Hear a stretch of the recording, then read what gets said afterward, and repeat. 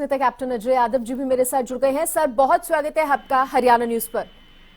Ji, thank you ji. Sir, किस तरह से देख रहे हैं, खासतौर पर बात हरियाणा की करें, एक चरण यानी कि 25 मई को लोकसभा की 10 की 10 सीटों पर चुनाव होने जा रहा है। इसके साथ ही करनाल की बाई इलेक्शन भी होने जा रहा है 25 मई को। किस तरह से सर देख रहे हैं? देखिए, जो पिछले साल 10 साल का जो शासन रहा है, इसमें युवा है, महिला है, गरीब है, किसान है, महंगाई है, बेरोजगारी से जूझ रहे हैं।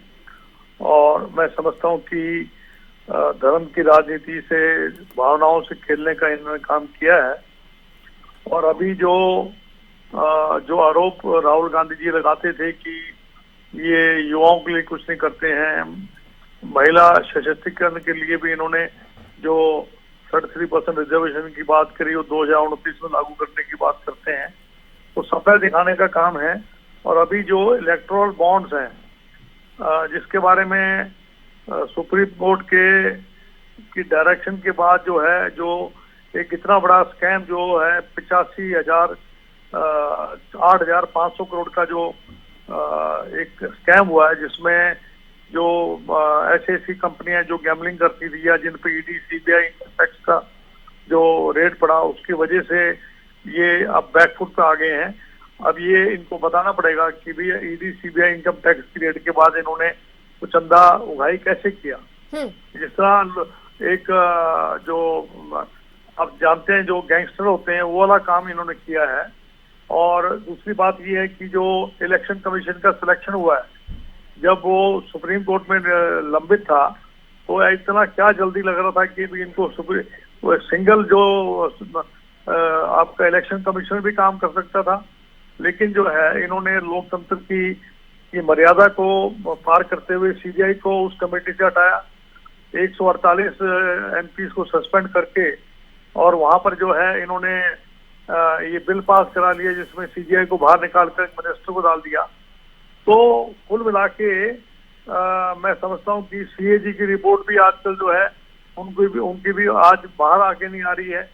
तो आज सरकार जो है वो केवल जो है जनता की, पिछली बार पुलवामा अटैक के नाम से इन्होंने सत्ता में आगे थे और बालकोट में अटैक किया था। इस बार भगवान राम के नाम से, धर्म के नाम से ये राजनीति कर रहे हैं। और मैं समझता हूँ जनता अब इनको समझ चुकी है। अजय यादव जी, भगवान राम का आपने जिक्र किया, इफेक्ट पड़ेगा उसका, आपको लगता है? नहीं, देखिए, भगवान राम तो सबके हैं। भगवान राम जो है, ये जो कोर्ट के आदेश से ये मंदिर बना है और जनता के पैसे से ये बना है। कोई ये थोड़ी ना बीजेपी ने अपने घर से लगाया ये पैसा। और राम को सब मानते हैं। अगर सुबह मिलते हैं तो राम राम करते हैं। अगर बारिश नहीं होती तो कहते हैं कि राम नाराज हो गया, राम रूस गया। अगर बारिश होती है तो कह रहे हैं राम बरस गया। और जब अंतिम यात्रा होती है तो राम राम राम सत्य है, सब बोलो तो गत है। तो राम का नाम तो हमारी संस्कृति का रहा है। ये कोई बीजेपी का कोई ये ट्रेडमार्क नहीं है। राम सबके हैं। और लोग इस बात को समझ चुके हैं कि ये केवल धर्म का राजनीतिकरण करते हैं।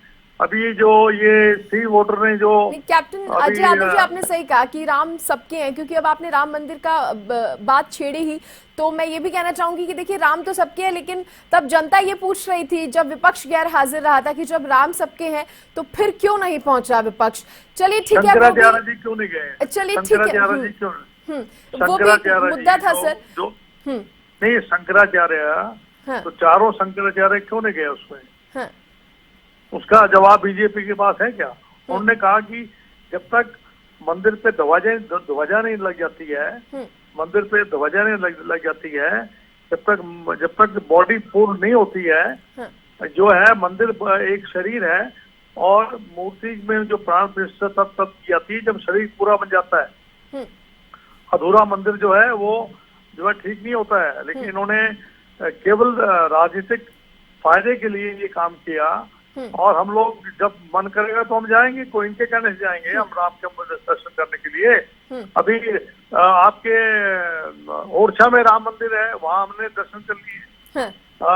कल हम गए थे नासिक में, वहाँ राम मंदिर है, वहाँ दर्शन किए। और यहाँ अयोध्या में भी राम मंदिर में दर्शन करने के, जब हमारा मन करेंगे तब करेंगे ना।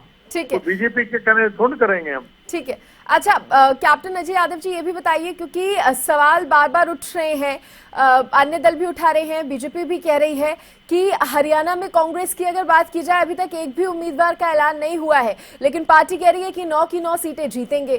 कुछ तो ये भी कह रहे हैं कि पार्टी के अंदर खाने कलह है, उसकी वजह से अभी तक नाम का ऐलान नहीं हो पा रहा है। नहीं नहीं, ऐसा नहीं है। हमारी सेंट्रल इलेक्शन कमेटी कल मीटिंग है और उम्मीद है कि कल कुछ हमारे कैंडिडेट डिक्लेयर हो जाएंगे, कुछ बाद में हो जाएंगे।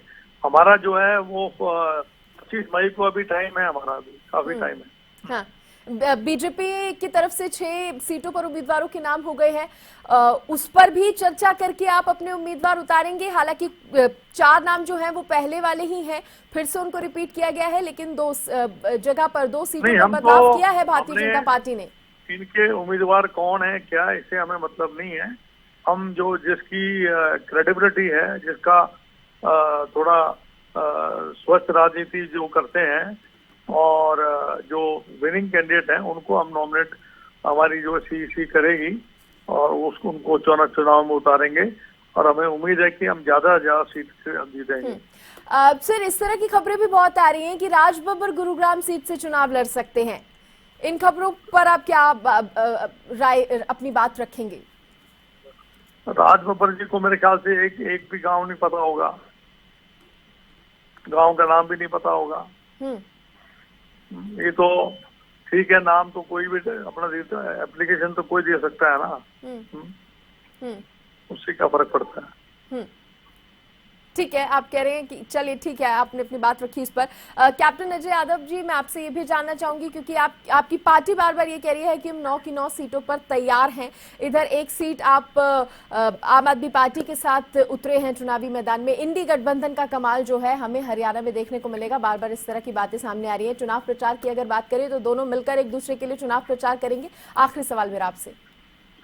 हाँ, मिलकर प्रचार करेंगे। आम आदमी पार्टी के लोगों के साथ जो है तालमेल बैठा के और मिलकर करेंगे। मैं ये नहीं कहता हम सब सीट जीत जाएंगे, लेकिन मैं ये जरूर कह सकता हूँ इस बार हम, पिछली बार तो हमारा जो अंक था वो 0 था, लेकिन इस बार हम बेहतर प्रदर्शन करेंगे, हमारी अच्छी सीटें आएंगी। चलिए, बहुत शुक्रिया सर, हरियाणा न्यूज के साथ जुड़ने के लिए, बातचीत करने के लिए बहुत धन्यवाद आपका।